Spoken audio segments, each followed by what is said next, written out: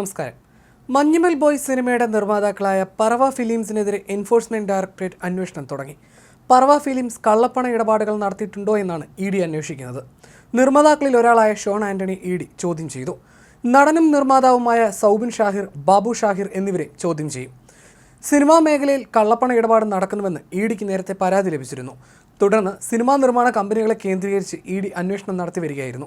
ഈ ഘട്ടത്തിലാണ് മഞ്ഞുമൽ ബോയ്സ് നിർമ്മാതാക്കൾക്കെതിരെ ആലപ്പുഴ അരൂർ സ്വദേശി സിറാജ് വലിയ വീട്ടിൽ പരാതി നൽകുന്നത്. ചിത്രത്തിന്റെ നിർമ്മാതാക്കളായ പറവ ഫിലിംസുമായി ബന്ധപ്പെട്ടവർ ലാഭവിഹിതമോ മുടക്കുമുതലോ നൽകാതെ ചതിച്ചെന്നായിരുന്നു അദ്ദേഹത്തിന്റെ ആരോപണം. തുടർന്നുള്ള അന്വേഷണത്തിൽ ഗുരുതരമായ സാമ്പത്തിക തട്ടിപ്പ് നടത്തിയെന്നായിരുന്നു പോലീസ് കണ്ടെത്തിയത്.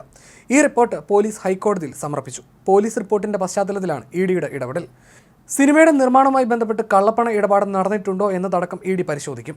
കഴിഞ്ഞ ആഴ്ച ECIR രജിസ്റ്റർ ചെയ്ത ഇ ഡി പറവ ഫിലിംസിന്റെ സൗബിൻ ഷാഹിർ, പിതാവ് ബാബു ഷാഹിർ, ഷോൺ ആന്റണി എന്നിവർക്ക് ചോദ്യം ചെയ്യലിന് ഹാജരാകാൻ നോട്ടീസ് അയച്ചിരുന്നെങ്കിലും ഇവർ ഹാജരായിരുന്നില്ലെന്നാണ് സൂചന. ചോദ്യം ചെയ്യലിന് ഹാജരാകാൻ വീണ്ടും നോട്ടീസ് നൽകും.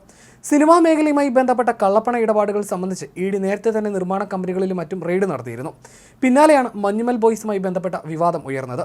സിനിമ വൻ വിജയം നേടിയെങ്കിലും സാമ്പത്തിക തട്ടിപ്പ് ആരോപണം ഉയർന്നു. സിറാജ് ഹമീദിന്റെ പരാതിയിൽ എറണാകുളം ജുഡീഷ്യൽ 1ാം ക്ലാസ് മജിസ്ട്രേറ്റ് കോടതിയുടെ നിർദ്ദേശപ്രകാരമാണ് പോലീസ് സാമ്പത്തിക തട്ടിപ്പ് കേസിൽ കേസെടുത്തത്. പ്രതികളുടെ മുൻകൂർ ജാമ്യാപേക്ഷ ഇപ്പോൾ ഹൈക്കോടതിയിലാണ്. ഇതിനിടെ പോലീസ് ഹൈക്കോടതിയിൽ സമർപ്പിച്ച റിപ്പോർട്ടിൽ നിർമ്മാതാക്കൾ കരുതിക്കുട്ടി തന്നെ സിറാജിനെ വഞ്ചിക്കായിരുന്നു എന്ന് പറയുന്നുണ്ട്. 7 കോടി രൂപ നിക്ഷേപിച്ചാൽ 40% ലാഭവിഹിതം നൽകാമെന്നായിരുന്നു പരാതിക്കാരനുമായി നിർമ്മാണ കമ്പനി ഉണ്ടാക്കിയ കരാർ. ചിത്രത്തിന്റെ ആദ്യ ഷെഡ്യൂൾ പൂർത്തിയായി എന്നായിരുന്നു 2022 നവംബർ 30 കരാർ ഒപ്പിടുമ്പോൾ നിർമ്മാതാക്കൾ പറഞ്ഞിരുന്നത്. എന്നാൽ ആ സമയം ചിത്രത്തിന്റെ പ്രീ പ്രൊഡക്ഷൻ ജോലികൾ മാത്രമാണ് കഴിഞ്ഞിരുന്നത്. 26 തവണയായി 5.99 കോടി രൂപ അക്കൗണ്ട് വഴിയും ബാക്കി നേരിട്ടുമായി ആകെ 7 കോടി രൂപ പരാതിക്കാരൻ നിർമ്മാതാക്കൾക്ക് നൽകി.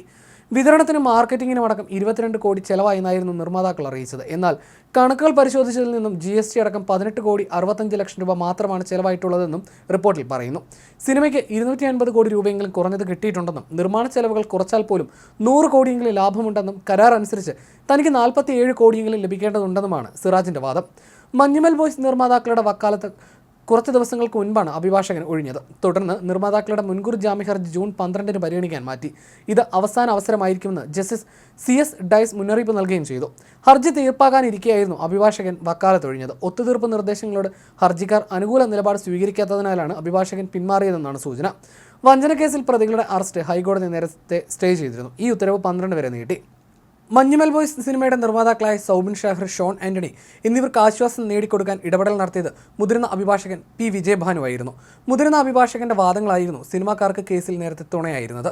Advocate P. വിജയഭാനുവിനൊപ്പം അഡ്വക്കേറ്റ് തോമസ് ആനക്കല്ലെങ്കിലും സൗബിനും ഷോണിനും വേണ്ടി ഹൈക്കോടതിയിൽ നേരത്തെ ഹാജരായിരുന്നു.